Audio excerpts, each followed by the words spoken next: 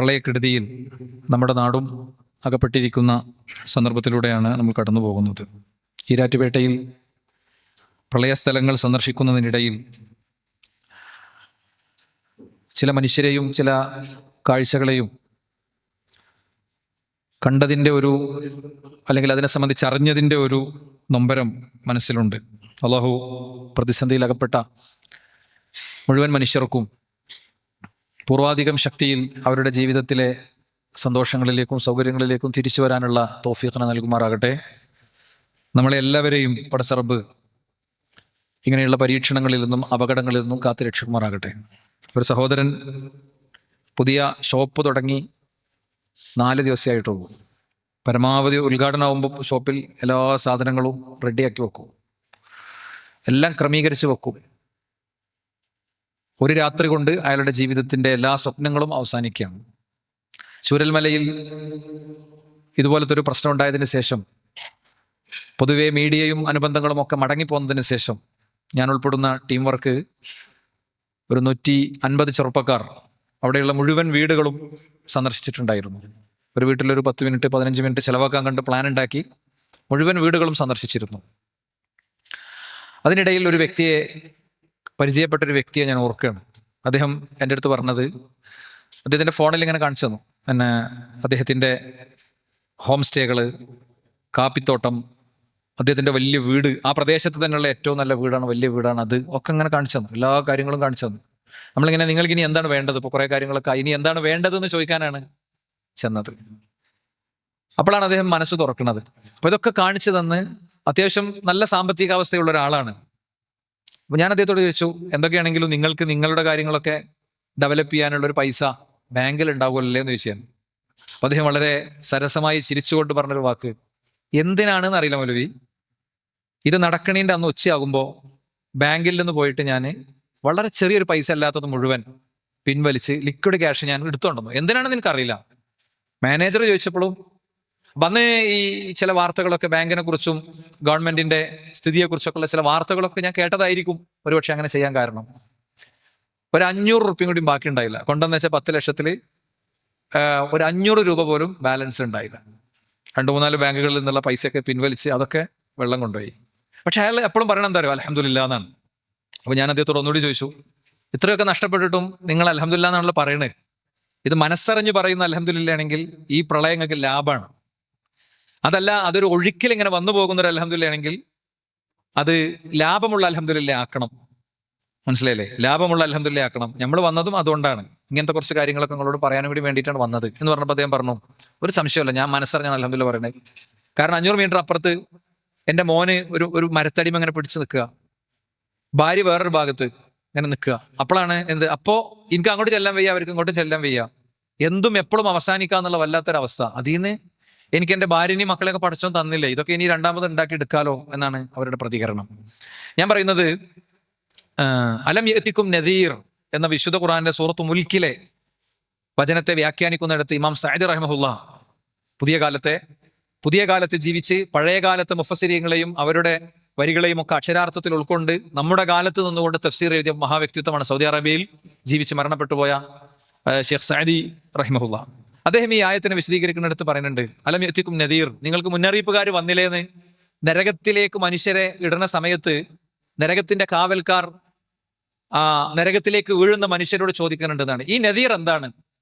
ഈ നദീർ എന്ന് പറഞ്ഞു കഴിഞ്ഞാൽ അത് വേദഗ്രന്ഥവും പ്രവാചകനും മാത്രമാണോ, അല്ലെങ്കിൽ പ്രസംഗവും ലഘുലേഖയും മാത്രമാണോ? അല്ല, നമ്മുടെ കൺമുന്നിൽ നമ്മുടെ മരണത്തെയും നമ്മുടെ നിസ്സഹായതയെയും നമ്മുടെ പരലോകത്തെയും ബോധ്യപ്പെടുത്തുന്നതൊക്കെ നമുക്കുള്ള മുന്നറിയിപ്പുകളാണ്. ഞാൻ പറയുന്നത്, പ്രളയത്തിന്റെ വാർത്ത വരുന്നു, അവധി ഉണ്ടാകുന്നു, അങ്ങനെ പലതും സംഭവിക്കുന്നു. അവധിയൊക്കെ ആകുമ്പോൾ ഒരു 2 കിലോ ഇറച്ചിയും കൂടി കൂടുതൽ വാങ്ങിയിട്ട് നല്ല മലകൂത്ത് വെച്ച് കഴിക്കാം, ഒഴിവായി മക്കളെല്ലാവരും കൂടെ ഉണ്ട് എന്ന് മാത്രമാണോ ചിന്തിച്ചത്? അതല്ല, നമുക്കിതിൽ നിന്ന് ഉൾക്കൊള്ളാനുള്ള പാഠങ്ങളെയും മെസ്സേജുകളെയും നമ്മൾ യഥാർത്ഥത്തിൽ ഉൾക്കൊണ്ടിട്ടുണ്ടോ? ഇത് ഗൗരവപൂർവ്വം നമ്മൾ ചിന്തിക്കേണ്ട ഒരു വിഷയമാണ്. നമ്മുടെ ഈ ഒരു ഘട്ടത്തിൽ നമ്മുടെ ഡ്യൂട്ടി എന്താണ്? അഫക്റ്റഡ് ആയ ഒരു സമൂഹവും അഫക്റ്റഡ് അല്ലാത്തൊരു സമൂഹവും, അല്ലേ? 2 സമൂഹങ്ങൾ ആണ് നമ്മൾ. ബാധിച്ചവരും ബാധിക്കാത്തവരും ഉണ്ട്. സ്വന്തം വീട് വെറുതെ ഒന്ന് ചിന്തിച്ചു നോക്കി, നിങ്ങൾ സ്വന്തം വീട് അങ്ങനെ പൊളിഞ്ഞാണ് പോണത്, മറിഞ്ഞാണ് വീട് നോക്കി ഇങ്ങനെ നിന്ന് കാണേണ്ടി വരിക എന്ന് പറയുന്ന ഒരു അവസ്ഥ ആലോചിച്ച് നോക്ക്. ഒരു അണ്ടർവെയർ പോലും ഇല്ലാതെ ജീവിതത്തിലേക്ക് തിരിച്ച് കയറേണ്ടി വരിക എന്ന് പറയുന്നത് നിങ്ങളൊന്ന് ആലോചിച്ച് നോക്ക്.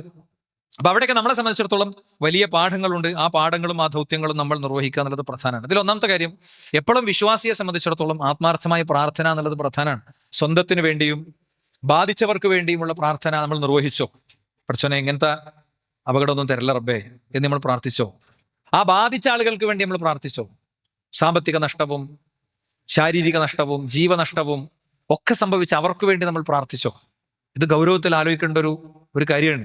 ചൂരൽമലയിൽ ഒരുപാട് മനുഷ്യർ കൂടി നഷ്ടപ്പെട്ട ദുരന്തമായിരുന്നു. ഒരു വീട്ടിൽ ചെന്നപ്പോൾ ഞങ്ങളോട് ചോദിച്ചത്, എല്ലാതും റെഡിയാണ്, ഓരോരുത്തർ കൊണ്ടുവന്ന് എല്ലാതും 2-3 സെറ്റ് ഇവിടെ റെഡിയാണ്, എനിക്ക് ഉറങ്ങാനുള്ളൊരു ഗുളിക ഉള്ളത് കഴിഞ്ഞു പോയിട്ടുണ്ട്, അത് നിങ്ങൾ തരുമെന്നാണ്. ഉറങ്ങാനുള്ളൊരു ഗുളിക, ഇന്ന് ഉറങ്ങാനുള്ള ഗുളിക അല്ല. കാരണം നമ്മളിങ്ങനെ കണ്ണുകിട്ട് അടയുമ്പോൾ ഒരു പൊട്ടണ ശബ്ദമാണ് കേൾക്കണത്. പിന്നെ ചളിക്കുണ്ടിൽ നിന്ന് തൊട്ടപ്പുറത്ത് കേവലം മീറ്ററുകൾക്ക് അപ്പുറത്ത് ഉപ്പച്ചേ എന്നെ മോൻ എന്നെ വിളിക്കണ ശബ്ദമാണ് ഞാൻ കേൾക്കുന്നത്. എൻ്റെ കുട്ടി അവനങ്ങനെ ഒഴുക്കിൽ ഉപ്പച്ചേ എന്നുള്ള വിളി അങ്ങനെ നിശ്ചലമാകുന്നതാണ് ഞാൻ അറിയണത്. ഇരുട്ടിൽ എനിക്കൊന്നും കാണുമായിരുന്നില്ല എന്നാണ്. മനസ്സിലായില്ലേ? വേറൊരു മനുഷ്യൻ പറഞ്ഞത്, എൻ്റെ ഭാര്യ അവളെ എൻ്റെ ഉറക്കത്തിൽ എന്നെ വന്നിങ്ങനെ വിളിച്ചുണർത്തും, പിന്നെ എനിക്ക് ഉറക്കല്ല. അപ്പൊ ഇത് അനുഭവിച്ചൊരു സമൂഹത്തിന്റെ നമ്മളെ അരികത്ത് അങ്ങേ പിന്നെ എന്താ പറയാ, അമേരിക്കയിലും അതല്ലെങ്കിൽ വേറെ ഏതെങ്കിലുമൊക്കെ രാജ്യത്ത് നടന്ന വലിയ വെള്ളപ്പൊക്കത്തിന്റെ റീലല്ല നമ്മൾ കാണുന്നത്. കിലോമീറ്ററുകൾ അരികത്ത് സംഭവിച്ച കാര്യങ്ങളാണ്. അങ്ങനെ സംഭവിച്ചിട്ട് അവർക്ക് വേണ്ടി ഒന്ന് ഉള്ളൊരുക്കി പ്രാർത്ഥിക്കാൻ നമുക്ക് പറ്റിയോ? നമ്മളെ ഇവിടെ ഇരുന്ന് ചോദിക്കുക, മനസ്സറിഞ്ഞൊന്ന് പ്രാർത്ഥിക്കാൻ പറ്റിയോ നമുക്ക്? പടച്ചോനെ ഞങ്ങൾക്ക് ഇങ്ങനെ സംഭവിക്കരുതേ എന്ന് പ്രാർത്ഥിക്കാൻ നമുക്ക് പറ്റിയോ? അതോ നമ്മൾ വെറും കാഴ്ചക്കാരാണോ? നോക്കൂ, നിങ്ങൾ സലഫുകൾ പറഞ്ഞു, അലൈക്കും സമാനുൻ ലാ യൻജു ഫീഹി ഇല്ലാ മൻ ദഅ ദുആഅൽ ഗരീഖ്. മുങ്ങി മരിക്കുന്ന വ്യക്തി എത്ര ആത്മാർത്ഥമായിട്ട് പ്രാർത്ഥിക്കുന്നുണ്ടോ അങ്ങനെ പ്രാർത്ഥിക്കുന്നവര് മാത്രമേ രക്ഷ കിട്ടൂ എന്ന് പറയാവുന്ന ഒരു കാലം വരാണ്ട്. മുങ്ങി മരിക്കണോ എങ്ങനെ പ്രാർത്ഥിക്കുക? ഒരാൾ വെള്ളത്തിൽ ഇങ്ങനെ മുങ്ങി മരിക്കാണ്. ആ മുങ്ങി മരിക്കുന്ന വ്യക്തി, അയാൾക്ക് വല്ല അശ്രദ്ധ ഉണ്ടാവുമോ? അയാളെ മനസ്സിലൂടെ വേറെ എന്തെങ്കിലും കടന്നു പോകുമോ? അങ്ങനെ ചോദിച്ചാൽ മാത്രം ഉത്തരം കിട്ടുന്ന ഒരു കാലം വരാണ്ട്. അങ്ങനത്തെ കാലത്തിലൂടെ ചിലപ്പോൾ നിങ്ങൾ കടന്നു പോകും എന്ന് സലഫുകൾ പറഞ്ഞിട്ടുണ്ട്. റസൂലുള്ളാഹിയിലേക്ക് എത്തിയ ഹദീസല്ല, മൗഖൂഫാണ്. പ്രവാചകന്റെ അനുയായികളിൽപ്പെട്ടവർ ഈ ഹദീസുകളെയും വചനങ്ങളെയും ഒക്കെ വിലയിരുത്തി അവരവരുടെ ഒരു അഭിപ്രായം പറഞ്ഞതാണ്. നമ്മൾ ഗൗരവപൂർവ്വം ആലോചിക്കണം. നമ്മൾ ഇതുപോലത്തെ ഒരു ഘട്ടത്തിൽ നമ്മളെ അറിയാത്ത, നമ്മളെ കാണാത്ത, തിരിച്ചറിയാത്ത വീഡിയോകളിലൂടെ മാത്രമൊക്കെ കണ്ട ഇത്തരം മനുഷ്യർക്ക് വേണ്ടി പ്രാർത്ഥിക്കുമ്പോൾ നമുക്ക് കിട്ടുന്ന കാര്യം എന്താ? അയാൾ എവിടെയുള്ള ആളായിക്കോട്ടെ, അയാൾ ഏത് ജാതിയിൽപ്പെട്ട ആളായിക്കോട്ടെ, അയാൾക്ക് വേണ്ടി പ്രാർത്ഥിക്കുമ്പോൾ നമുക്ക് കിട്ടുന്ന കാര്യം എന്താ? നമുക്ക് വേണ്ടി ഒരു മലക്ക് പ്രാർത്ഥിക്കും, നിനക്കും ഇങ്ങനെയൊക്കെ തന്നെ ആകട്ടെ. നമുക്ക് മലക്കിന്റെ അടുത്ത് നിന്നുള്ളൊരു പ്രാർത്ഥന കിട്ടും. വീട് പൊളിഞ്ഞാടുന്നത് കാണുമ്പോൾ പടച്ചോനെ ഹൈറാക്കി കൊടുക്കുക, അയാളുടെ വീട് നീ ശരിയാക്കി കൊടുക്ക്, അയാൾക്ക് അപമാനങ്ങളില്ലാതെ ജീവിതത്തിലേക്ക് തിരിച്ചു വരാനുള്ള തൗഫീക്ക് കൊടുക്കുന്നേ. കണ്ണ് നനച്ച് ചങ്ക് പൊട്ടി നമ്മൾ പ്രാർത്ഥിച്ചാൽ നമുക്ക് വേണ്ടി ഒരു മലക്ക് പ്രാർത്ഥിക്കും. എന്താ പ്രാർത്ഥിക്കുക? നിന്റെ കാര്യത്തിൽ പടച്ചോൻ നല്ല സുരക്ഷിതത്വം തരട്ടെ എന്ന് പ്രാർത്ഥിക്കുന്നതാണ്. അങ്ങനെ പഠിച്ച ആൾക്കാരാണ് നമ്മൾ. അത് യഥാർത്ഥത്തിൽ ഉണ്ടോ എന്ന് നമ്മൾ അറിയിക്കണം. മാത്രല്ല, ഒരു പ്രാർത്ഥന നടത്തുമ്പോൾ നമുക്ക് ബാധിച്ച ഒരു കാര്യത്തിലും ബാധിക്കാനിരിക്കുന്ന ഒരു കാര്യത്തിലൊക്കെ യഥാർത്ഥത്തിൽ പ്രാർത്ഥന ഉപകരിക്കും എന്നാണ്. നമ്മൾ പ്രാർത്ഥിക്കുകയാണ്, പടച്ചോനെ മാരക രോഗങ്ങളിൽ നിന്ന്, ശയ്യാവലംബികളായി ദീർഘകാലം കിടക്കണിന്ന്, ഞാൻ ജീവിച്ചിരിക്കെ എൻ്റെ കുട്ടികളും പേരക്കുട്ടികളും ഒക്കെ പോയി, ഈ വയസ്സാം കാലത്ത് അവരുടെ മയ്യത്ത് നിസ്കരിക്കേണ്ടി വരുന്ന അവസ്ഥയിൽ നിന്ന് എന്നെ നീ കാത്തോളണേ റബ്ബേ എന്ന് പ്രാർത്ഥിക്കുമ്പോൾ നമുക്ക് ബാധിക്കാനിരിക്കുന്നതിനെ അത് ശക്തമായി തടയുന്നതാണ്. നമുക്ക് ബാധിച്ചതിലുള്ള എന്തെങ്കിലുമൊക്കെ ബാധിച്ചതുണ്ടെങ്കിൽ അതിൽ പരിഹാരമുണ്ടാകും എന്നാണ്. മാത്രല്ല, എത്രത്തോളം എന്ന് വെച്ച് കഴിഞ്ഞാൽ വഇന്നൽ ബലാഅ ലയൻസിലു ഫയൽഖാഹു ദുആ, ഒരു ദുരന്തം നമ്മുടെ തലക്കുമീലെ ഇങ്ങനെ ഇറങ്ങിയിരിക്കും. ഒരു മാരക രോഗം, ഒരു വലിയ അപകടം, ഒരു ആക്സിഡന്റ്, ഒരു അപമാനം, അത് നമ്മളെ തേടി ഇങ്ങനെ വരികയായിരിക്കും. നമുക്കുള്ള ഖദറിൽ അതുണ്ടാകും. അപ്പൊ എന്ത് ചെയ്യുന്നറിയോ? നമ്മൾ നേരത്തെ നടത്തിയ ദുആ ഉണ്ട്, പടച്ചോനെ അപമാനിതനാക്കല്ലേ റബ്ബേന്ന്. ഈ വിധിയും ഈ ഖലാഉം ഈ ദുആയും നമ്മൾ കണ്ടുമുട്ടുന്നതാണ്. എന്നിട്ട് അത് പരലോകത്ത് എത്തുന്നത് വരെ, പരലോകത്തിന്റെ നേരം വരെ അതിങ്ങനെ ഏറ്റുമുട്ടിക്കൊണ്ടിരിക്കുന്നതാണ്. ഈ ദുആ അതിനെ തടഞ്ഞു നിർത്തിക്കൊണ്ടിരിക്കുന്നതാണ്. അപ്പൊ പ്രാർത്ഥനക്ക് വലിയ പ്രാധാന്യമുണ്ട്, നമ്മൾ മറക്കരുത്. നമ്മളൊരു കുഞ്ഞു വാക്കാ പറയണം, പടച്ചോനെ കാക്കണേന്ന്, അല്ലേ? പക്ഷെ അത് അങ്ങനെ ആകണമെങ്കിൽ എന്താ അറിയോ? നമ്മളെ പരിപാടി പടച്ചോനോട് മാത്രം ആകണം. അരിയിലൊരു ഏലസും കയ്യുമ വേറൊരു കെട്ടും അടുപ്പിൽ പിന്നെ കുഴിച്ചിട്ടൊന്നും പറമ്പിന്റെ തെക്കേ തലക്കെ പിന്നെ എന്താ പറയാ കുഴിച്ചിട്ട ചെമ്പും മുട്ടമ്മ എഴുതിയതും ഒക്കെ കൂടെ കൊണ്ടുവരണം കിട്ടൂല. ഹദീസിന്റെ വാചകം ശ്രദ്ധിച്ചോളി. എന്താണ്? ഇന്നൽ ബലാഅ ലയൻസിലു ഫയൽഖാഹു ദുആ, ഒരു നമുക്ക് വേണ്ടി റബ്ബ് നിശ്ചയിച്ചൊരു ദുരന്തം അതിങ്ങനെ ഇറങ്ങും. അപ്പോഴാണ് അത് ദുആയെ കണ്ടുമുട്ടുക. എന്നിട്ട് പരലോകത്തിന്റെ ദിവസം വരെ, ഖിയാമത്ത് നാൾ വരെ അത് ഏറ്റുമുട്ടിക്കൊണ്ടിരിക്കുന്നു. ആ വ്യക്തിയിലേക്ക് വരാതെ ആ ദുആ അതിനെ സംരക്ഷിച്ചു കൊണ്ടിരിക്കുന്നു. അതാണ് എന്താണ് ഖലാഇനെ തടയുക ദുആ മാത്രമാണ് എന്ന് നമുക്ക് ഹദീസിൽ കാണാം. ഖലാഇനെ തടയുക ദുആ മാത്രമാണ്. അപ്പൊ നമ്മൾ നമുക്ക് വേണ്ടിയും ചുറ്റുള്ളവർക്ക് വേണ്ടിയും പ്രാർത്ഥിക്കേണ്ടിയിരുന്നൊരു സമയമാണിത്. അങ്ങനെ നമ്മൾ പ്രാർത്ഥിച്ചിട്ടുണ്ടോ? ഈ വാർത്തകളൊക്കെ വന്നപ്പോൾ നമ്മൾ അങ്ങനെ ചെയ്തിട്ടുണ്ടോ? നമ്മളോട് ചോദിക്കാം. രണ്ടാമത്തെ കാര്യം എന്താ അറിയോ? ഇത് തൗബന്റെ ഇസ്തിഗ്ഫാറിന്റെ സമയമാണ്. എന്താ അങ്ങനെ പറയാൻ കാരണം? തീർച്ചയായും റസൂലുള്ളാഹി സ്വല്ലല്ലാഹി അലൈഹി വസല്ലം പഠിപ്പിച്ചു. വിശുദ്ധ ഖുർആൻ ചോദിച്ചു, അവലാ യറൗന അന്നഹും യുഫ്തനൂന ഫീ കുല്ലി ആമിൻ മറത്തൻ ഔ മറത്തൈൻ. ഓരോ കൊല്ലത്തിലും 1-2 തവണ അവർ പരീക്ഷിക്കപ്പെടുന്നില്ലേ? അവർക്ക് പല ജാതി പരീക്ഷണം ഇറങ്ങണില്ലേ? വാപ്പാന്റെ വാപ്പാക്കും അറിയാത്ത ജാതി പേരുള്ള രോഗങ്ങൾ, N1, H1, കോവിഡ്, മനുഷ്യന്റെ മൈക്രോസ്കോപ്പുകൾക്ക്, സൂക്ഷ്മമായ മൈക്രോസ്കോപ്പുകൾക്ക് മാത്രം കാണാൻ പറ്റുന്ന ഒരു രോഗാണുവിന് വേണ്ടി നമ്മൾ ട്രിപ്പിൾ ലോക്കും 5 ലോക്കും 10 ലോക്കും കിട്ടി നമ്മൾ റോഡുകൾ തടഞ്ഞു വെച്ച് വീടുകൾ കൊട്ടിയടച്ച് ഇരിക്കേണ്ടുന്ന ഘട്ടം വന്നു അല്ലേ? എന്നിട്ടും മനുഷ്യൻ ആലോചിച്ചോ? മനുഷ്യന്റെ നിസ്സഹായത. അവൻ റോക്കറ്റുകളും സൂപ്പർസോണിക് വിമാനങ്ങളും മഹാ അത്ഭുതങ്ങളും സൃഷ്ടിക്കുന്നവനാണ്. കരയും കടലും ആകാശവും അവന്റെ കൈവെള്ളയിൽ, അവന്റെ ചൂണ്ടുവിരലിന്റെ അറ്റത്തുണ്ടെന്ന് അവൻ വിചാരിക്കണേ. ഒക്കെ ഉണ്ടായിട്ട് എന്ത് പറ്റി? ഇത്തിരി പോന്ന മനുഷ്യന്റെ കണ്ണുകൾക്ക് നേരിട്ട് കാണാൻ പറ്റാത്ത സൂപ്പർ മൈക്രോസ്കോപ്പുകൾക്ക് മാത്രം കാണാൻ പറ്റുന്ന അത്ര കുഞ്ഞു രോഗാണുക്കൾ, അവയെ ഭയന്നവന് ഇരിക്കേണ്ടി വന്നു. ഓരോ വർഷത്തിൽ 1, 2, 3 തവണ അവന് പരീക്ഷണം വരുന്നില്ലേ? എന്നിട്ട് ചോദിക്കുക, സുമ്മലായ തൂബൂൻ, എന്നിട്ട് എന്താ മനുഷ്യന്മാരെ നിങ്ങൾ തൗബ ചെയ്യാത്തത്? വലാഹും യദ്ദക്കറൂൻ, എന്താ നിങ്ങൾ ഉത്ബോധനം ഉൾക്കൊള്ളാത്തത്? ഈ മഹാഗ്രന്ഥം, ഉത്ബോധനത്തിന്റെ ഗ്രന്ഥം നിങ്ങളെ മുന്നിലുണ്ട്. മനുഷ്യ ചരിത്രം ചോദിക്കുന്ന എല്ലാ ചോദ്യങ്ങൾക്കും ഉത്തരം പറയണ ഈ ഗ്രന്ഥമുണ്ട്. ഇതിൽ പറഞ്ഞൊരു കാര്യത്തിൽ യൂട്ടേൺ ഇല്ല അല്ലേ? നമ്മുടെ നാട് ഈ ഗവൺമെന്റ് കഴിഞ്ഞ് അടുത്തൊരു ഗവൺമെന്റ് കൂടി കഴിയുമ്പോൾ വരാൻ പോണ ഒരു ഓഫർ ഉണ്ട്. എന്താ ഓഫർ അറിയും? ഇപ്പൊ നമ്മൾ വയോജനങ്ങൾക്ക് വേണ്ടിയിട്ടുള്ള പ്രത്യേക വകുപ്പ് രൂപീകരിച്ചു സർക്കാർ. വളരെ അഭിനന്ദനാർഹമായ കാര്യമാണ്. അവർക്ക് വേണ്ട വൃദ്ധസദനങ്ങൾ ഔദ്യോഗികമായി തുടങ്ങുന്നതാണെങ്കിൽ അതിനോട് 101% വിയോജിക്കുന്നു. അല്ലെ? കൊട്ടിയടക്കപ്പെട്ട ഗേറ്റിന്റെ അപ്പുറത്ത് മക്കളെയും കാത്തിരിക്കുന്ന, അവരുടെ ഊർജമുള്ള പ്രായത്തിൽ മക്കൾ കുഞ്ഞുങ്ങളായിരുന്ന പ്രായത്തിൽ അവരുടെ അന്നത്തെ കളികളും ചിരികളും ഓർത്ത് കണ്ണീർ വാർക്കുന്ന കുറെ വയോജനങ്ങളെ സൃഷ്ടിക്കാനാണെങ്കിൽ അതിനോട് 100% വിയോജിക്കുന്നു. അതല്ല, അത്തരം വൃദ്ധസദനങ്ങൾ അടച്ചുപൂട്ടി അത് വേറൊരർത്ഥത്തിൽ റീപ്ലേസ് ചെയ്യപ്പെട്ട് മക്കൾ മാതാപിതാക്കളെ സംരക്ഷിക്കുന്നതാണെങ്കിൽ ഓക്കെ, ഞാൻ പറയുന്നത് അത് നല്ല സംഭവം. ഇനി വരാൻ പോണ വേറൊന്നും എന്താ അറിയോ? പ്രസവിക്കാനിരിക്കുന്ന സ്ത്രീകൾക്ക് വലിയ ഓഫറുകൾ വരുവിടെ. ഇത് യൂട്യൂബിൽ ഈ വീഡിയോ അന്നുണ്ടാവും. പ്രസവിക്കാനിരിക്കുന്ന സ്ത്രീകൾക്ക് ഓഫർ വരും. അത് വന്നു. കാരണം എന്താ അറിയോ? കാരണം എന്താന്ന് വെച്ച് കഴിഞ്ഞാൽ വികസനം വേണമെങ്കിൽ രാജ്യത്തെ അംഗങ്ങളുടെ എണ്ണം കുറയണം എന്നുള്ളൊരു തിയറി വളരെ ഔപചാരികമായി സൃഷ്ടിക്കപ്പെട്ടു. അതിന്റെ അടിസ്ഥാനത്തിൽ നാം 2 നമുക്ക് 2 ആദ്യം പറഞ്ഞു, പിന്നെ നാം 1 നമുക്കൊന്നു പിന്നെ പറഞ്ഞു. നാം ഒന്നല്ലേ, പിന്നെ എന്തിനാ നമുക്ക് വേറൊന്നു പിന്നെ ചോദിച്ചു. പിന്നെ നമ്മൾ എന്തിനാ അങ്ങനെ ജീവിക്കണേ? നമ്മളങ്ങനെ പറ്റുന്ന നേരത്തൊക്കെ കണ്ടാ പോരെ, ലിവിങ് ടുഗദർ ആക്കിയാൽ പോരെ എന്ന് അതിന്റെ ശേഷം ചോദിച്ചു. അതിന്റെ ശേഷം ഇപ്പത്തെ ട്രെൻഡിങ് ക്വസ്റ്റ്യൻ എന്താ? ആണും പെണ്ണും തന്നെ വേണമെന്നില്ലല്ലോ, ആണും ആയിക്കൂടെ, പെണ്ണും ആയിക്കൂടെ എന്നാണ്. അതുവരെ നമ്മളെ നാട്ടിലെത്തിയിട്ടുള്ളൂ. അതിന്റെ LGBTQ+ പ്ലസ്സിൽ യൂറോപ്പിലൊക്കെ എന്താ അറിയോ? മൃഗങ്ങളോടും ആകാം എന്നാണ്. മനസ്സിലായില്ലേ? മൃഗങ്ങളോടും ആകാം എന്നാണ്. ഇത് സ്ട്രോങ് യൂട്ടേൺ ആണ്. ഇപ്പൊ എന്താ, നാട്ടിലെ ചെറുപ്പക്കാരുടെ എണ്ണം കുറഞ്ഞു വരികയാണ്. സ്കൂളുകളിലൊക്കെ പോസ്റ്റ് മുഴുവൻ പോവുകയാണ്. കാരണം ബർത്ത് റേറ്റ് കുറഞ്ഞു. അതുകൊണ്ട് ലോകത്ത് റഷ്യ തൊട്ട് ചൈന തൊട്ട് സൈന്യങ്ങളെ ഇറക്കി സ്ത്രീകളുടെ പ്രസവം നിയന്ത്രിച്ച രാജ്യങ്ങളൊക്കെ വലിയ ഹോർഡിങ്സ് വെച്ചു. എന്താ ഹോർഡിങ്സ്? പ്രസവിക്കുന്ന സ്ത്രീകൾക്കുള്ള ഓഫർ. ഞാൻ പറയുന്നത് ഈ മഹാഗ്രന്ഥം പറഞ്ഞ ഒന്നിലൊരു യൂട്ടേൺ ഉണ്ടാവില്ല. വാനമിനൽ മുസ്ലിമീൻ, ഞാൻ മുസ്ലിങ്ങളിൽ പെട്ടവൻ തന്നെയാണെന്ന് തന്റെ ഇടത്തോടെ നമുക്ക് പറയാൻ പറ്റും. അപ്പൊ ആ നിലക്ക് നമ്മളുടെ ജീവിതത്തിൽ നമുക്ക് എന്താ പറയാ, ഖുർആൻ പറഞ്ഞ ഉത്ബോധനങ്ങൾ ഉൾക്കൊള്ളാനായില്ലേ എന്നാണ്. ഓരോ വർഷവും 2, 3 പരീക്ഷണങ്ങൾ നിങ്ങൾക്ക് വന്നിട്ടും നിങ്ങൾ തൗബ ചെയ്യുന്നില്ലേ എന്നാണ് ഖുർആനിന്റെ ചോദ്യം. ആ ചോദ്യത്തെ നമ്മൾ ഉൾക്കൊണ്ടിരുന്നോ? വതൂബു ഇലല്ലാഹി ജമീഅൻ അയ്യുഹൽ മുഅ്മിനൂൻ ലഅല്ലകും തുഫ്ലിഹൂൻ. തൗബ ചെയ്യാനുള്ള ഈ അവസരത്തെ, വിശ്വാസികളെ നിങ്ങൾ തൗബ ചെയ്യാന്ന് പറഞ്ഞാൽ അത് ആ നിലക്ക് നമ്മുടെ പാപങ്ങളിൽ നിന്ന് നമ്മൾ തൗബ ചെയ്തിട്ടുണ്ടായിരുന്നോ? നമ്മൾ ആലോചിക്കേണ്ടതാണ്. ഇപ്പോഴും വർഷങ്ങളായി അതേ പാപം നമ്മൾ തുടരുന്നുണ്ടോ? നമ്മൾ ചിന്തിക്കേണ്ടതാണ്. ഇനി മൂന്നാമത്തെ ഒരു കാര്യം എന്താ അറിയോ? ജീവിത നിലപാട് നന്നാക്കുക എന്നുള്ളതാണ്. ഇതുപോലത്തെ ദുരന്തങ്ങളും പ്രയാസങ്ങളൊക്കെ ഉണ്ടാകുമ്പോൾ വിശ്വാസികൾക്കുണ്ടാകേണ്ട ഏറ്റവും പ്രധാനപ്പെട്ട ഒരു കാര്യം അതാണ്. ജീവിത നിലപാടുകൾ നന്നാക്കുക എന്നുള്ളതാണ്. നോക്കൂ, നിങ്ങൾ കൃത്യമായി നമുക്ക് കാണാൻ കഴിയും.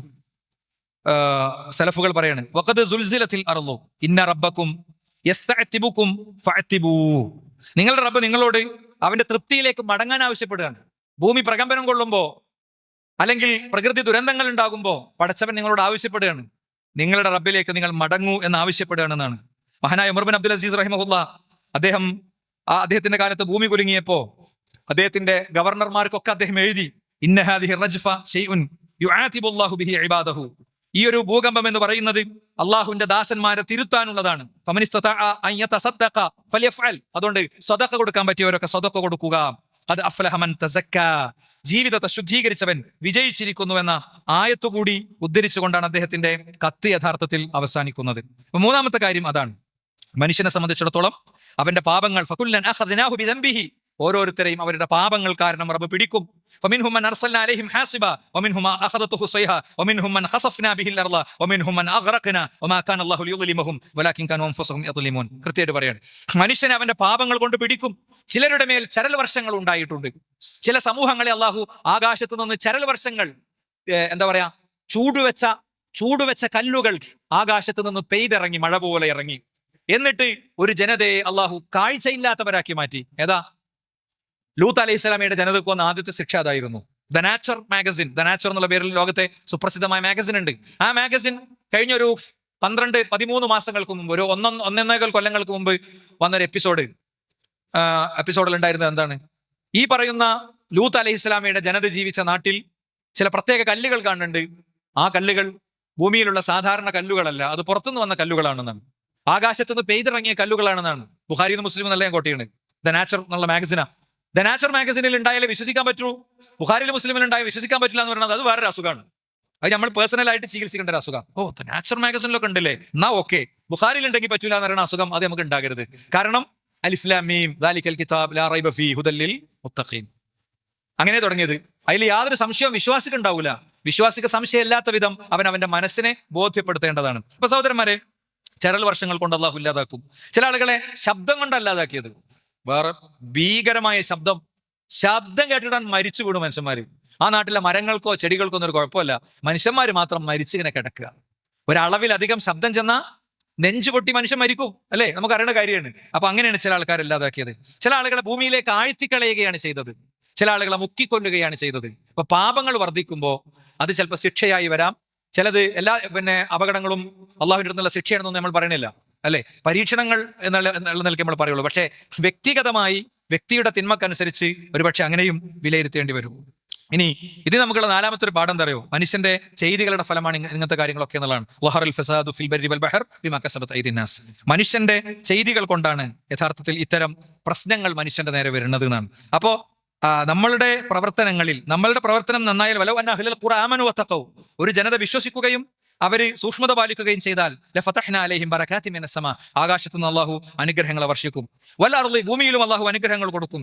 വലാകിൻ കദ്ദബു, പക്ഷേ മനുഷ്യൻ അള്ളാഹുവിന്റെ സന്ദേശങ്ങളെ നിരാകരിക്കുകയും നിഷേധിക്കുകയുമാണ് ചെയ്തത് എന്നതും യഥാർത്ഥത്തിൽ പഠിപ്പിക്കപ്പെടുന്നുണ്ട്. അതുകൊണ്ട് തന്നെ വിശുദ്ധ ഖുർആൻ പറഞ്ഞു, ഒമാ അസാബക്കും മിൻ മുസീബത്തിൻ, നിങ്ങൾക്ക് ബാധിക്കുന്ന ഓരോ ദുരന്തവും ഓരോ ദുരിതവും ഫബിമാ കസബത് ഐദീക്കും, അത് നിങ്ങളായിട്ട് ഉണ്ടാക്കി വെക്കുന്നതാണ്. അതെങ്ങനെയെന്ന് ചോദിച്ചു കഴിഞ്ഞാൽ സൂക്ഷ്മാർത്ഥത്തിൽ വിശകലനം ചെയ്യുമ്പോൾ നമുക്ക് ആൻസർ വന്നു, നമുക്ക് ബുദ്ധിമുട്ട് വന്നു. സൂക്ഷ്മമായി പരിശോധിച്ച് ചെല്ലുമ്പോൾ അതിൽ നമ്മുടെ ഒരു റോൾ ഉണ്ടാകുന്നതാണ് ആ പറഞ്ഞതിന്റെ അർത്ഥം, അല്ലെ? നമ്മൾ അറിഞ്ഞോ അറിയാതെയോ ചെയ്ത വീഴ്ചകൾ അതിന്റെ പിന്നിൽ ഉണ്ടാകും എന്നാണ് പറഞ്ഞതിന്റെ അർത്ഥം. അതുകൊണ്ട് തീർച്ചയായും നമ്മൾ ഇത്തരം കാര്യങ്ങൾ ആലോചിച്ചുകൊണ്ട് തന്നെ പോകണം. ഇനി അഞ്ചാമത്തെ ഒരു കാര്യം എന്താ അറിയോ? അഞ്ചാമത്തെ ഒരു കാര്യം, നമുക്ക് എന്തൊക്കെ വന്നാലും നമുക്ക് അതിലുള്ള ഒരു ആശ്വാസം എന്താണ്? നമുക്ക് രേഖപ്പെടുത്തപ്പെട്ടതല്ലാതെ ഒന്നും വരണില്ല. നമുക്ക് വേണ്ടി രേഖപ്പെടുത്തപ്പെട്ടതുള്ളൂ. മാ അസ്വാബ മിൻ മുസീബത്തിൻ ഫിൽ അർളി വലാ ഫി അൻഫുസികും, ഭൂമിയിലോ നിങ്ങളിൽ സ്വന്തത്തിലോ ഒന്നും സംഭവിക്കുന്നില്ല. ഇല്ലാ ഫി കിതാബിൻ മിൻ ഖബ്ലി അൻ നബ്റഅഹ, എല്ലാം നേരത്തെ രേഖപ്പെടുത്തപ്പെട്ടതാണ്. ഇന്ന ദാലിക അലല്ലാഹി യസീർ, അള്ളാഹുവിന് അത് പ്രയാസമുള്ളതല്ല. അപ്പോ ഈരാറ്റുപേട്ടയിൽ സർവ്വ കടകളിലും വെള്ളം കയറണമെന്ന് പടച്ചോൻ രേഖപ്പെടുത്തിയോണ്ട് വെള്ളം കയറിയതല്ല, അല്ലെ? പടച്ച റബ്ബിന് അറിയാം മനുഷ്യന്റെ ഇടപെടലുകൾ, പ്രകൃതിയിലെ കാര്യങ്ങൾ, ഇതൊക്കെ സംഭവിക്കുമ്പോൾ ഉണ്ടാകുന്ന കാര്യങ്ങളാണ്. ഇതൊക്കെ ഉണ്ടാകുന്ന കാര്യങ്ങളാണ്. ഇവിടുന്ന് കോട്ടക്കൽ വരെയുള്ള വഴി ഞാൻ വൃത്തിയായിട്ട് ഇവിടെ എഴുതി വെച്ചു. അതിൽ ഓരോ ഹമ്പും ഓരോ വളവും കാര്യങ്ങളൊക്കെ എഴുതി വെച്ചു. ഒരാളെ അതിൽ പോയി നോക്കിയപ്പോൾ അങ്ങനെ തന്നെയുള്ളത്. അവിടെ കുണ്ടുണ്ട്, കുഴിയുണ്ട് എന്നൊക്കെ ഉണ്ട്. അയാൾ അവിടെ എത്തുമ്പോൾ അയാൾ ആക്സിഡന്റ് ആയി കഴിഞ്ഞാൽ ഞാനാണ് അയാൾ ആക്സിഡന്റ് ആക്കിയെന്ന് പറയാൻ പറ്റൂല. എനിക്ക് ഈ വഴികളെ സംബന്ധിച്ച് അറിയാം, അതുകൊണ്ട് ഞാൻ അതവിടെ എഴുതി വെച്ചു, അല്ലേ? അതുകൊണ്ട് പടച്ചോന്റെ ഖദറിനെ വിശദീകരിക്കാൻ പോകുന്ന ഉദാഹരണം അല്ല ഇത്. പക്ഷേ വിഷയങ്ങൾ നമുക്ക് മനസ്സിലാണിന്റെ ഭാഗമായിട്ട് പറയണം. ഒരു ക്ലാസ്സിൽ 5 കുട്ടികൾ ഭയങ്കര കളിയാണ്. ഇവരുടെ മാർക്ക് ലിസ്റ്റിൽ എല്ലാം 0-0 എഴുതി വെച്ചു. റിസൾട്ട് വന്നപ്പോൾ ഫുള്ള് 0. അപ്പൊ മാഷി ഞങ്ങളെ 0-ലാക്കി എന്ന് പറയാൻ പറ്റുമോ? ഈ കളി കളിച്ചാൽ ഇവനെ എവിടേക്ക് എത്തുമെന്ന് മാഷിക്ക് അറിയാം. മാഷത് കുറെ കാലമായിട്ട് തുടങ്ങിയതാണ്. എന്ന് പറഞ്ഞ പോലെ റബ്ബ് മനുഷ്യനെ സഞ്ചരിക്കാൻ സ്വതന്ത്രമായ വഴികൾ കൊടുത്തിട്ടുണ്ട്. ആ വഴികളിൽ എവിടെ അവന് പ്രവേശിക്കാം. പക്ഷെ റബ്ബിന് അറിയും മോൻ എങ്ങോട്ട് പോവുക, എവിടെ എത്തുക എന്ന് റബ്ബിന് അറിയാം. ആ അറിവനുസരിച്ച് റബ്ബ് അവന്റെ അവസാനത്തെ വിധി എഴുതി വെക്കുന്നു, അത്രേ ഉള്ളൂ, അല്ലെ? അപ്പൊ അതുകൊണ്ട് നമ്മളെ സംബന്ധിച്ചിടത്തോളം ഇതൊക്കെ വരുമ്പോൾ ഇതിനൊക്കെ ആ രീതിയിൽ അഭിമുഖീകരിക്കാൻ നമുക്ക് കഴിയുക എന്നുള്ളത് വളരെ പ്രധാനമാണ്. മാത്രമല്ല നോക്കൂ നിങ്ങൾ, റസൂലുള്ളാഹി സ്വല്ലല്ലാഹു അലൈഹി വസല്ലം നമ്മളോട് പറഞ്ഞു, ഇങ്ങനത്തെ ഒരു ഘട്ടം വരുമ്പോൾ നമുക്ക് ചുറ്റുമുള്ളവരെ സഹായിക്കുക എന്നുള്ളത് നമ്മുടെ ഉത്തരവാദിത്തമാണ്. നമുക്ക് ചുറ്റുമുള്ളവരെ നമ്മൾ സഹായിക്കുക എന്നുള്ളത്, ആ സഹായം പല രീതിയിൽ നമുക്ക് സഹായിക്കാൻ കഴിയും, അല്ലെ? മൻ കാന ഫി ഹാജത്തി അഖീഹി കാന അല്ലാഹു ഫി ഹാജത്തിഹി. ആരെങ്കിലും മൻ കാന ഫി ഹാജത്തി അഖീഹി, ആരെങ്കിലും തന്റെ സഹോദരന്റെ കാര്യത്തിന് വേണ്ടി ഇറങ്ങിയാൽ കാന അല്ലാഹു ഫി ഹാജത്തിഹി, ആ വ്യക്തിയുടെ കാര്യത്തിൽ അല്ലാഹു സുബ്ഹാനഹു വ തആല ഇടപെട്ട് കൊടുക്കുന്നതാണ്. അല്ലാഹു സുബ്ഹാനഹു വ തആല ഇടപെട്ട് കൊടുക്കുന്നതാണ്. പ്രയാസം അനുഭവിക്കുന്നവരെ പ്രയാസങ്ങൾ അഴിച്ചു കൊടുക്കാനുള്ള ഇടപെടൽ നമ്മൾ നടത്തുന്നുണ്ട്. ഇപ്പോൾ ഇവിടെ ഉദ്യോഗസ്ഥരൊക്കെ ഉള്ള ഒരു സദസ്സാണ്. നമ്മുടെ മുന്നിൽ ഒരു ഫയൽ വന്നാൽ ആ ഫയൽ എങ്ങനെ കൊടുക്കാതിരിക്കാൻ പറ്റുമെന്നല്ല ആലോചിക്കേണ്ടത്. അതിൽ നമ്മൾക്ക് ഇങ്ങനെ ഒരു കൊറി ചെയ്താൽ മതി, അല്ലേ? പിന്നെ ഇന്നത് പ്രകാരം പ്രശ്നമാണ്. നിയമങ്ങൾ പൊതുവെ അങ്ങനെ ആയിരിക്കും. നിയമങ്ങൾ എല്ലാ സൂക്ഷ്മ വശങ്ങളും എടുത്തു നോക്കിയാൽ ഒക്കെ ഇത് മനുഷ്യന്മാരുണ്ടാക്കുന്നതായതുകൊണ്ട് കൊടുക്കാതിരിക്കാനുള്ള കാര്യം ഉണ്ടാകുക. 5 സെന്റ് ഭൂമിയുണ്ട്, 10 സെന്റ് ഭൂമിയുണ്ട്, ലൈഫ് പദ്ധതി കിട്ടൂല. എന്താ കാര്യം? 10 അങ്ങനെയുള്ളവർക്ക് കിട്ടൂല, അതന്നെ കാര്യം. പക്ഷെ ഈ ഭൂമി ഇങ്ങനെ കുത്തനെയാണ്, ഈ ഭൂമി ഇങ്ങനെ കുത്തനെ കിടക്കണം, അവിടെ വീടുണ്ടാക്കാൻ പറ്റൂല.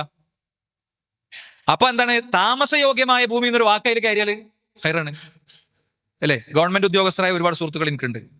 അപ്പോ ഗവൺമെന്റ് സംവിധാനങ്ങളിൽ സീറ്റിലിരിക്കുമ്പോൾ അവര് അനുഭവിക്കുന്ന ഇത്തരം നിയമപ്രശ്നങ്ങൾ എന്താണെന്നുള്ളത് പഠിക്കാൻ ഒരു മീറ്റിംഗ് ഞാൻ വിളിച്ചിട്ടുണ്ടായിരുന്നു. അതിലൊരാൾ ഒരു ഉദ്യോഗസ്ഥൻ പറഞ്ഞു, വില്ലേജ് ഓഫീസർ പറഞ്ഞാണ്, എന്ത് അവിടെ വാസയോഗ്യമായ എന്നുള്ള അല്ലെങ്കിൽ ഉപയോഗം ഒരു ഒറ്റ വേർഡ് കയറിയാൽ ഞങ്ങൾക്ക് മുന്നോട്ട് പോകാം, പ്രശ്നമില്ല. അപ്പൊ ഞാൻ പറയണത്, നമ്മൾ ആളുകളെ സഹായിക്കാനാണ് ആലോചിക്കേണ്ടത്, അല്ലെ? നിങ്ങളൊരു ഡോക്ടറാണ്, നിങ്ങളെ മുന്നിലുള്ള നിയമം അനുസരിച്ച് കാര്യങ്ങളൊക്കെ എങ്ങനെയായിരിക്കും. പക്ഷെ ആ പേഷ്യന്റിന്റെ കാര്യത്തിൽ നിങ്ങൾക്ക് എന്താ ചെയ്യാൻ പറ്റുക? അയാൾക്ക് 60,000 കീമോ അടിക്കാനുള്ള പൈസ അയാളത്തില്ല. നിങ്ങൾ മെഡിക്കൽ നിങ്ങൾക്ക് ഇത് തരുന്ന ആളെ വിളിച്ചിട്ട് നിങ്ങൾ പറയണത് ഇങ്ങനെ എൻ്റെ ഒരു പേഷ്യന്റ് ആണ്, ഇങ്ങനെ ഒരു കേസാണ്, നിങ്ങൾക്ക് ചെയ്യാൻ പറ്റുമോ? ചെയ്യണം. അത് നമ്മുടെ പ്രൊഫഷനോട് നമ്മൾ കാണിക്കേണ്ട ബാധ്യതയുണ്ട്. മനസ്സിലായില്ലേ? നിങ്ങളൊരു വക്കീലാണ്, ഈ കേസ് നിങ്ങൾക്ക് ഒരുപാട് കൊണ്ടുപോകാം, അല്ലെ? ഈ കേസ് ഒരുപാട് കൊണ്ടുപോകാം. ആസ് എ പ്രൊഫഷൻ നിങ്ങൾക്ക് അതിനൊരു ഫീസ് വാങ്ങണമെന്നൊന്നും പ്രശ്നമല്ല. പക്ഷേ ആ വ്യക്തിയുടെ കാര്യത്തിൽ നിങ്ങൾ നടത്തുന്ന ഒരു ഇടപെടലില്ലേ, ആ സാധനത്തിന് പടച്ചോൻ തരുന്ന സമ്മാനത്തിന്റെ പേരാണ് സ്വർഗം. അതാണ് മൻ കാന ഫി ഹാജത്തി അഖീഹി കാന അല്ലാഹു ഫി ഹാജത്തിഹി. നിങ്ങൾ ഒരാളുടെ ആവശ്യം പൂർത്തീകരിച്ചാൽ ഇറങ്ങിക്കൊടുത്താൽ അള്ളാഹു നിങ്ങളുടെ ആവശ്യവും എന്ത് ചെയ്യും? പൂർത്തീകരിച്ചു തരും എന്നാണ്. മാത്രമല്ല, മൻ ഫറജ അൻ മുസ്ലിമിൻ ഖുർബതൻ ഫറജ അല്ലാഹു അൻഹു ഖുർബതൻ മിൻ ഖുർബാതി യൗമിൽ ഖിയാമ. ഒരു മുസ്ലിമിന്റെ ബുദ്ധിമുട്ടുകൾ നീക്കാൻ ഒരാൾ ഇറങ്ങിയ പരലോകത്തെ ബുദ്ധിമുട്ടുകൾ നീക്കുന്നതാണ്. മുസ്ലിമിന്റെ മാത്രമല്ല, ആരതും. ഇവിടെ സ്പെസിഫിക് ആയ ആ കാര്യം അല്ലാഹു സുബ്ഹാനഹു വ തആല പറഞ്ഞു എന്ന് മാത്രം. നോക്കൂ നിങ്ങൾ, മാത്രമല്ല പിന്നെ മസ്ജിദുൻ നബവിയിലെ ഇഅ്തികാഫിനേക്കാളും എനിക്കിഷ്ടം ഒരു വ്യക്തി മറ്റൊരാളുടെ പ്രശ്നം പരിഹരിക്കാൻ ചെന്നു കൊടുക്കലാണെന്നാണ്.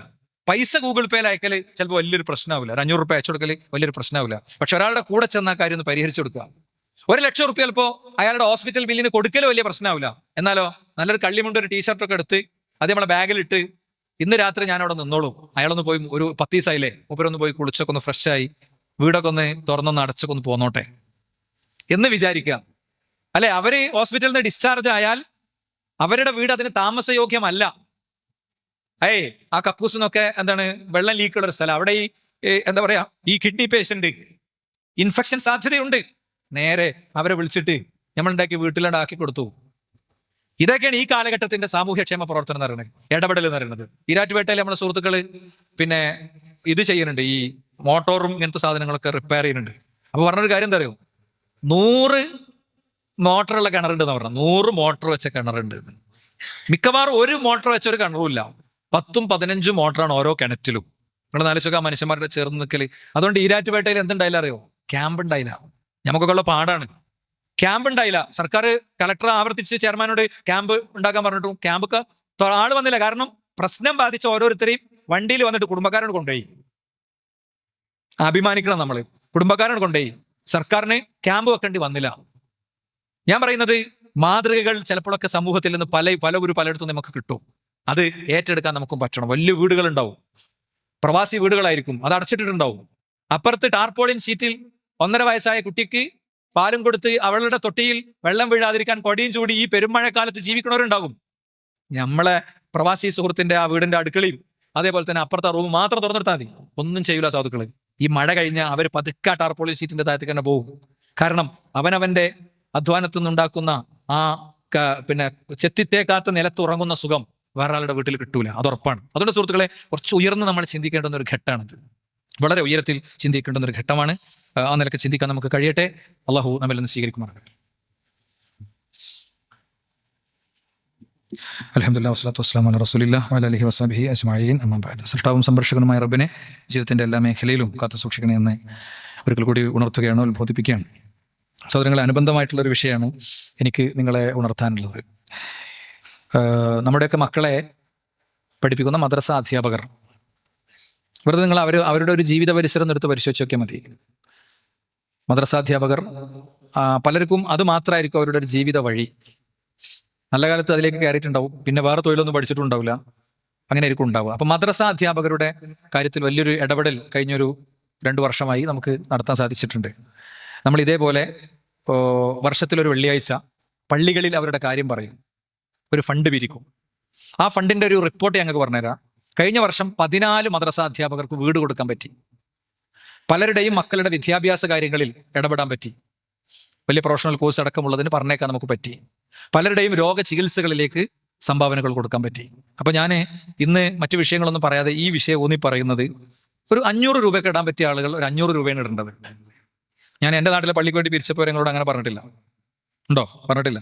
ഇതൊരു വളരെ ജെന്യൂൻ ആയിട്ടുള്ള ഒരു സംഭവമാണ്. കുറേ ആളുകളുടെ രോഗചികിത്സ, അതേപോലെ തന്നെ അവരുടെ വീട്, അവരുടെ മക്കളുടെ വിദ്യാഭ്യാസം, അങ്ങനെയുള്ള പല പല കാര്യങ്ങൾ ഈ മദ്രസ കഴിഞ്ഞതിന്റെ ശേഷമുള്ള ചെറിയൊരു സമയത്ത്, മദ്രസിന്റെ ഒരു ചെറിയ സമയം കഴിഞ്ഞ് പിന്നീട് അവരുടെ മുന്നിലുള്ള ആ സമയത്ത് അവർക്കുള്ള ഒരു സംരംഭം, ഇങ്ങനെയുള്ള വ്യത്യസ്തമായ ലക്ഷ്യങ്ങൾ മുൻനിർത്തിയിട്ടുള്ള ഒരു ഫണ്ടാണ് നമ്മൾ കളക്ട് ചെയ്യുന്നത്. അതൊന്ന് മനസ്സറിഞ്ഞ് നമ്മളെല്ലാവരും അതിൽ ഇടപെടണം. നമ്മൾ കൊടുക്കുന്ന ഈ തുക ഖബറിൽ നമുക്കുണ്ടാകും എന്ന് ആലോചിച്ചിട്ടാണ് നമ്മൾ എന്ത് ചെയ്യേണ്ടത്, കൊടുക്കേണ്ടത്. അതിന്റെ ഗുണം ദുന്യാവിൽ ഉണ്ടാകും. അത് ഇരട്ടിയാക്കി പഠിച്ചോൻ തരുന്നത് പരലോകത്തേക്ക് മാത്രമുള്ളതൊന്നല്ല. നമ്മളാ കൊടുത്തതിന്റെ ഇരട്ടി നമുക്ക് കിട്ടും. നമ്മൾ കോവിഡ് കാലത്ത് പലരും ഒരു ജോലിയില്ലായിട്ടും ജീവിച്ചത് എങ്ങനെ? അത് പലയിടത്തും നമ്മൾ കൊടുത്ത സ്വതക്ക പഠിച്ചോ അങ്ങനെ തന്നതാണ് നമുക്ക്. നമ്മൾ മറക്കരുത് കേട്ടോ. നമ്മളെ വലിയ ഹോസ്പിറ്റൽ ബില്ല് വരുമ്പോൾ നമുക്ക് പൈസ സംഘടിപ്പിക്കാൻ പറ്റുന്നത് എങ്ങനെ? അതിങ്ങനെ പല ബക്കറ്റിൽ ഇട്ടേ, വരാന്തിയിൽ കിടക്കുന്ന ബക്കറ്റിലും ഗൂഗിൾ പേ, അവിടെ കാണുന്ന ഗൂഗിൾ പേന്റെ QR കോഡിലൊക്കെ ഇട്ട പൈസ എന്നാണ് എന്ത് ചെയ്യുന്നത്, ഇതൊക്കെ വരുന്നത്. അത് നമ്മൾ എല്ലാവരും ഗൗരവത്തിൽ ആലോചിക്കണം എന്നാണ് എനിക്ക് ഈ സന്ദർഭത്തിൽ ഉണർത്താനുള്ളത്. വല്ലാത്തൊരു സമയത്തിലൂടെയാണ് നമ്മൾ കടന്നു പോകുന്നത്. വിഷമിക്കുന്ന, പ്രയാസം അനുഭവിക്കുന്ന മനുഷ്യർക്ക് വേണ്ടി നമ്മൾ തീർച്ചയായും പ്രാർത്ഥിക്കണം. നമ്മുടെയൊക്കെ പരിസരങ്ങളിൽ സുരക്ഷിതരല്ലാത്ത ഇടങ്ങളിൽ താമസിക്കുന്നവരുണ്ടെങ്കിൽ അവരുടെ കാര്യത്തിൽ ഒരു ശ്രദ്ധ നമുക്ക് വേണം. അത് നമ്മളുടെ ബാധ്യതയിൽപ്പെട്ടതാണ്, നമ്മുടെ ഫർളിൽപ്പെട്ടതാണ്. എന്താണ്? അയൽവാസി പട്ടിണി കിടക്കുമ്പോൾ വയറ് നിറയെ ഭക്ഷണം കഴിക്കുന്നവൻ പൂർണ്ണ വിശ്വാസിയായിട്ടല്ല അന്ന് രാത്രി ഉറങ്ങണത് എന്ന് റസൂലുള്ളാഹി പഠിപ്പിച്ചത്. അത് എന്താ പറയുക, പിന്നെ അടുപ്പത്ത് വേവുന്ന ഫുഡിന്റെ കാര്യത്തിൽ മാത്രം പറഞ്ഞതല്ല, അവൻ താമസിക്കുന്ന മേൽക്കൂരയുടെയും അതുപോലെ തന്നെ അവന്റെ രോഗചികിത്സയുടെയും കൂടി കാര്യത്തിൽ പറഞ്ഞതാണ്. നമ്മൾ മറക്കരുത്. നമ്മൾ ശ്രമിച്ചാൽ നമുക്ക് ഒറ്റക്ക് പറ്റൊന്നുമില്ല, പക്ഷെ അതിനൊരു വിഷയമായി ഉയർത്തിക്കൊണ്ടുവന്നാൽ തീർച്ചയായും നടക്കാത്തതൊന്നുമില്ല. നമുക്കതൊക്കെ നടപ്പിലാക്കാൻ കഴിയും. അള്ളാഹു നമ്മിൽ നിന്ന് സ്വീകരിക്കുമാറാകട്ടെ. അവന്റെ മുഅ്മിനീങ്ങളിൽ അവൻ നമ്മെ ഉൾപ്പെടുത്തുമാറാകട്ടെ. പ്രകൃതി ദുരന്തങ്ങളിൽ വിഷമം അനുഭവിക്കുന്ന, അതിന്റെ തീക്ഷ്ണമായ പ്രതികരണങ്ങൾക്ക് വിധേയരാക്കപ്പെട്ട മനുഷ്യർക്ക് അല്ലാഹു സുബ്ഹാനഹു വ തആല അവരുടെ സ്വാഭാവിക ജീവിതത്തിലേക്ക് എത്രയും പെട്ടെന്ന് തിരിച്ചു വരാനുള്ള തൗഫീഖ് നൽകുമാറാകട്ടെ. സർക്കാർ സംവിധാനങ്ങൾ ഉൾപ്പെടെ നമ്മുടെ സാമൂഹ്യ സംവിധാനങ്ങളൊക്കെ വളരെ ചടുലമായി പ്രവർത്തിച്ച് അത് ലക്ഷ്യത്തിലെത്തുന്നത്, ഏറ്റവും ശരി ദിശയിൽ അത് സഞ്ചരിക്കുന്നത് കാണാനുള്ള, അതിന്റെ വാർത്തകൾ അറിയാനുള്ള തൗഫീഖ് അല്ലാഹു സുബ്ഹാനഹു വ തആല നമുക്ക് നൽകുമാറാകട്ടെ.